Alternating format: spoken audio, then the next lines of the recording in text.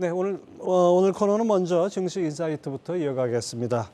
유한타증권 최남권 연구원 모시고 지주회사와 통신 서비스 섹터에 대해서 집중 분석하겠습니다. 어서 오십시오. 네, 안녕하세요. 자, 먼저 지주회사들 주식 시장 흐름부터 좀 살펴보겠습니다. 최근 리포트를 보니까 두산그룹 최대 주주 일가가 두산 주식을 매입했다고 언급하셨는데 어떤 내용이고 어떤 의미를 갖습니까? 네, 최근에 두산 에너빌리티 박지원 부회장이 예. 2012년 4분기 이후 처음으로 두산의 주식에 대한 장내 매수를 했습니다. 네. 두산그룹의 지배구조를 보면 사촌 경영 체제를 유지를 하고 있는데요.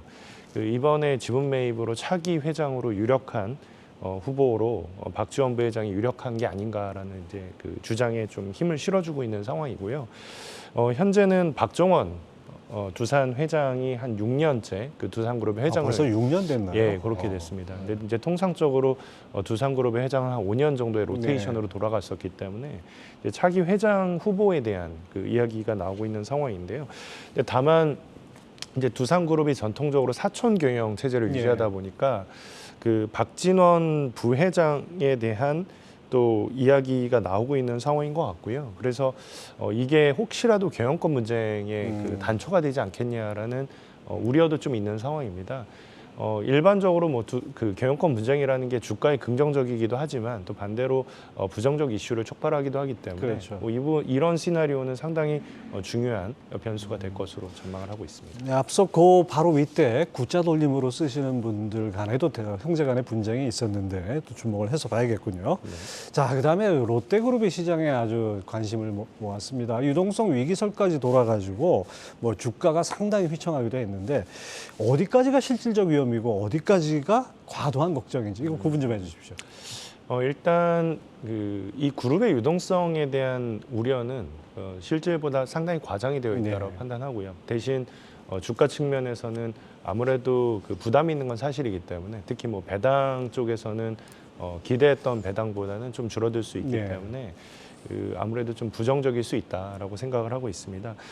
지금 말씀드린 것처럼 위기라는 키워드 측면에서는 실질보다 과대 우려가 되어 있다라고 전망을 한 이유는 일단 이제 문제가 된 거는 롯데건설이고요. 롯데건설 같은 경우에 이미 유상증자를 통해서 2천억 원 확보가 됐고 또 단기 차입을 통해서 5천억 원 정도에 대한 롯데케미칼로부터의 지원이 있었는데 롯데케미칼 같은 경우에는 상당히 우량한 기업이고요. 뭐 최근에 일진 머티리얼즈 인수권에 대한 참여권도 그렇지만 보유 현금이나 아니면 부채 비율을 봤었을 때 이 기업의 위기가 있을 거라고 생각하는 건 좀 과도하다라고 생각을 합니다. 그래서 충분히 롯데케미칼 쪽에서 커버가 가능한 수준이라고 판단을 하고 있고요.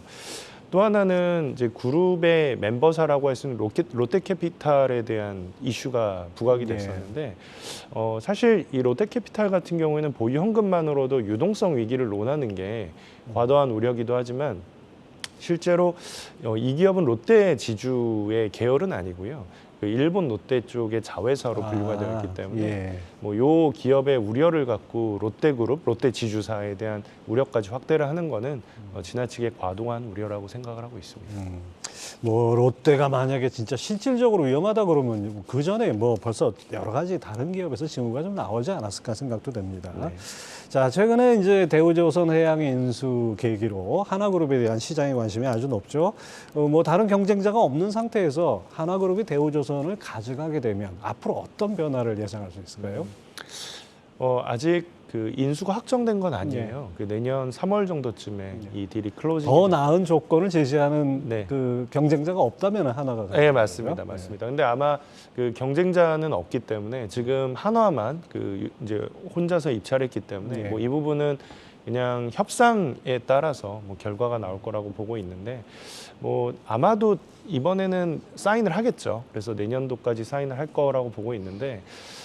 이제 관건은 대우조선해양이 얼마나 재무적인 안정성을 보여줄 수 있는가. 그리고 최근의 실적을 보면은 장기간 동안 대규모 적자를 냈었기 때문에 이제 그 부분을 딛고 어떻게 흑자를 낼 수 있는가가 가장 키 포인트가 될 것 같고요. 가장 우려가 됐던 부분은 수출입은행이 보유하고 있던 2조 3천억 원의 영구채에 대한 부분이었었는데 내년서부터 스텝업 그 조건이 발동이 되는 걸로 알고 있거든요. 근데 그 부분을 5년 동안 유예를 해준다라는 그 언론 보도가 나오면서 그러니까 상대적으로 재무적인 우려는 많이 경감이 된 네. 상황이고 결국 중요한 건 시너지라고 생각을 해요. 그러니까 한화가 가져간 이후에 방산 쪽에서 얼마나 시너지를 보여주고 재무적으로 안정성을 확보를 해서 그 대우조선해양이 실적을 잘 내는가 이 부분이 가장 키포인트가 될 것 같고요. 또 하나의 관전 포인트는 이제 언론에 그 많이 보도가 됐었는데 네.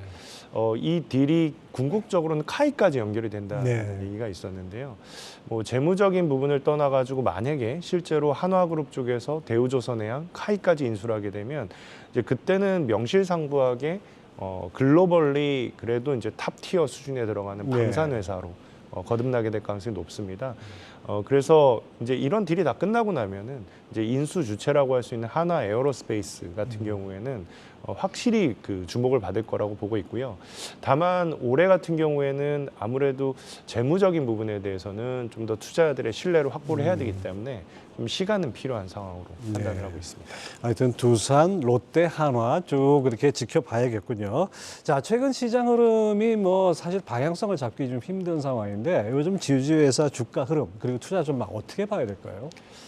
지주회사 주가는 사실 최근에 굉장히 좋았습니다. 그 지수 하락에도 불구하고 방어를 상당히 잘 해내는데요. 이제 그 이유는 아무래도 배당 수익률이 상대적으로 높고 그다음에 최대 주주가 지분을 갖고 있는데 그 담보대출 계약이 많이 걸려 있거든요. 그러다 보니까 주가가 빠지면은 우리도 힘들지만 최대 주주도 힘들다. 예. 같은 배를 탔다라는 거고. 그래서 최근에 보면 지주사들이 자사주 매입 정책 같은 것들을 상당히 공격적으로 추진을 하고 있습니다. 그런 부분들이 방어적인 그 부분 매력을 충분히 보여주고 있다라고 생각을 하고요. 그 다음에 투자자들 입장에서는 좀 미래를 좀 보고 싶기도 한데 뭐 내년도 이후에 지수가 반등을 하게 된다면 여기에서 소외가 되는 걸 원하지 않거든요. 근데 이제 지주사들 입장에서는 NAV에서 가장 큰 비중을 차지하고 있는 게 자회사 지분 가치인데 자회사 주가 오르면 지주사도 같이 네. NAV가 확대가 되기 때문에 그런 부분에 소외가 되지 않는다라는 점이 부각이 되는 상황인 것 같습니다. 자, 이번에는 이제 경기 방어주라고 해야 되겠죠. 통신 서비스 섹터로 좀 넘어가 보죠. 사실 이 분야의 최대 뉴스는 최근에 그 SK CNC 데이터 센터 화재, 이로 인한 카카오톡 먹통 아니겠습니까? 이 사고가 이 섹터에는 어떤 파장을 가져왔다고 볼 수 있습니까? 사실 통신 서비스 사업자 입장에서는 상대적으로 긍정적인 뉴스라고 생각을 합니다. 오히려? 네, 왜냐하면 아무래도 이제 카카오의 이슈가 터짐으로 인해서 데이터 센터의 중요성에 대한 그 부분이 부각이 됐고요. 네. 특히 그 최근에 그 여러 가지 그 논의가 이루어지는 부분들을 보면 이원화, 이중화에 대한 이야기들이 부각이 되고 예. 있는데 결국은 수요의 증가를 그렇죠. 의미를 합니다. 네. 특히 IDC의 공급자로 통신 사업자는 우리나라 수요의 3분의 2 정도를 공급을 해주고 있기 때문에 실질적인 수혜를 입을 것으로 전망을 하고 있습니다. 자, 이런 가운데 또 하나 이슈가 이 망상 사용료 분쟁이라고 할 수 있죠. 그 넷플릭스나 구글 같은 이런 글로벌 기업들이 우리나라 망을 쓰면서 실제로는 제대로 이게 그 보상을 하지 않는다. 그래서 뭐 관련법이 뭐 한 7개나 올라가 있다고 그러는데 또 정작 이게 망사용료를 물리려고 하니까 넷플릭스나 구글이 상당히 좀 반발하고 이게 사실 복잡한 문제 아닙니까? 어떻게 보십니까? 네, 이게 말씀하신 것처럼 일단은 국회 쪽에서 법안 발의를 통해서 망이용 대가를 받겠다라는 법적인 근거를 만들어내려고 하고 네. 있었어요. 사실 넷플릭스랑 SK 브로드밴드 간에 현재 소송이 진행이 되고 있는데 여기까지는 그래도 글로벌 그 CP들이 그렇게 큰 관심을 갖지는 않았었는데 아무래도 법안을 만든다고 하니까 갑자기 구글이 참전하고 트위터가 참전을 예. 하기 시작하면서 트위치가 참전을 하면서 이게 좀 글로벌하게 이슈가 부각이 된 상황이라고 말씀을 드릴 수 있을 것 같고요. 일단은 그 이게 아무래도 미국 쪽에서 이 부분에 대한 좀 이슈를 주목을 하고 있다 보니까 특히 지난 9월 같은 경우에는 이창양 산자부 장관이 상무부랑 이제 그 우리나라 EV 보조금과 관련된 이야기를 하면서 왜 안 주냐라고 이야기를 했었던 것 같아요. 예. 근데 이제 그랬을 때 갑자기 그쪽에서 나온 반응은 한국에서는 ISP들이 CP한테 망이 용료를 받게끔 하는 법제화가 이루어지려고 하는데 우리는 왜 이걸 해야 되냐라는 식으로 이 문제를 좀 섞은 상황인 것 같거든요. 그러다 보니까 아무래도 정부 입장에서는 화들짝 좀 놀란 것 같고 이게 완전 또 한미 간의 통상 이슈가 될 가능성이 아주 농후하네요. 네, 그렇게 지금 이게 이슈가 좀 바뀌고 있는 상황입니다. 이제 그러다 보니까 국회 쪽에서도 생각했던 것보다는 한 발 뒤로 물러선 모양이 연출이 되고 있기 때문에 이제 통신사업자 입장에서는 상당히 난감하죠. 그렇죠. 예, 아무래도 또 내수 기업이다 보니까 그렇게 또 입장이 그렇게 여유로운 상황은 아닌 것 같고요. 근데 다만 그 현재 2심이 진행되고 있는 상황에서는 이미 1심에서 통신사업자가 넷플릭스한테 승소를 한 전례가 있기 예. 때문에 그래도 여전히 긍정적으로 지금 이 상황을 좀 바라보고 있다 말씀드릴 수 있을 것 같고요. 그 아무래도 이제 통신사업자 입장에서 할 말은 좀 있어요. 예. 예, 왜냐하면 그 지난 한 7년 동안 이 모바일 데이터 트래픽이 5배 정도가 증가를 했는데 이제 관련해 가지고 수입은 거의 증가가 없었거든요. 그렇죠. 우리는 어떻게 투자를 할 거냐? 뭘로 네. 투자할 거냐. 네, 맞습니다. 이제 그런 얘기가 나오고 그러다 보니까 이제 캐펙스를 늘리지 못하는데 만약에 여기서 그 CP한테 돈을 못 받는다라고 확정이 되게 되면 이제 그때는 투자를 소극적으로 전개를 할 거고 이제 그렇게 되면 당연히 우리나라의 통신 장비 회사들한테도 그렇게 좋은 영향을 미치지 못할 것으로 전망을 하고 있습니다. 이 망사용료 문제가 이게 간단한 문제가 아닌 게 돼버렸습니다. 네. 자, 그다음에 이제 앞서 뭐 통신 분야 같으면 대표적인 이제 경기 방어주라고 얘기를 하는데 지금 경기 침체에 이미 들어가고 있는 상황 아니겠습니까? 이런 상황에서 통신 서비스 섹터 앞으로 주가 흐름이나 투자 전략 어떻게 가져가야 될까요? 네, 단기랑 그다음에 중장기를 좀 끊어서 봐야 될 것 같은데요. 이제 단기적으로는 주지하다시피 그 이벤트가 예정이 되어 있습니다. 이번 주 금요일서부터 다음 주까지 그 3분기 실적이 네. 예정이 되어 있는데 실적이 상당히 양호할 것으로 전망을 하고 있습니다. 아, 또 게다가 연말에는 배당이라는 또 하나의 알파 수입이 있기 때문에 통신주는 단기적으로 유망하다라고 판단을 하고 있고요. 대신 중장기적으로는 다소 보수적인 입장을 견지하고 있는데요. 이제 그 이유는 말씀드린 것처럼 그 경기 침체에 대한 부분들은 사실 통신주 주가에 상당 부분 반영이 되어 있다라고 네. 보고 있고요. 특히 상반기에 가장 아웃퍼포먼 섹터 중에 하나가 통신 서비스 업종이었었습니다.